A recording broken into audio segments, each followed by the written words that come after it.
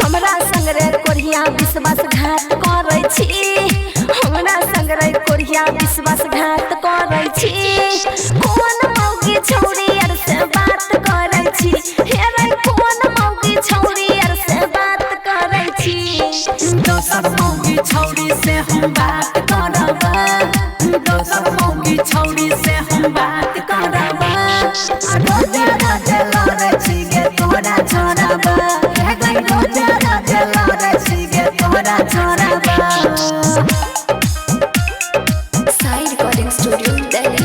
दोसर मौगी छौरी से हम बात करब, लागबू तोरा छोड़ब। रे ऐसन हमारा में की छै कमी रे, कोमल छौरी में पाबै छी तू नामी रे।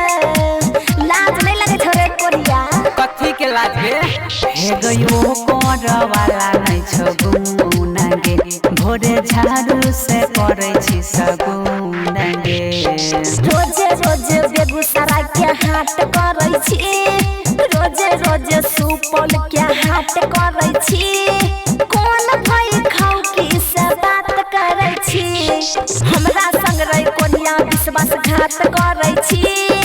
कोन पापा खाऊ की से बात करै छी, बता न रे कोरिया। साई रिकॉर्डिंग स्टूडियो दिल्ली।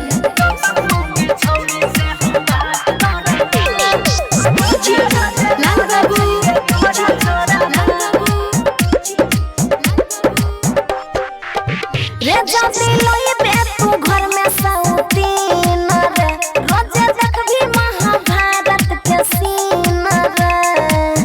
कान खोल के सुन ले, हम तो बात करबे करबो। उसा कहरै छी किया वाला जोहरी गई, मारो लाठी से कान देबो तोहरी गे।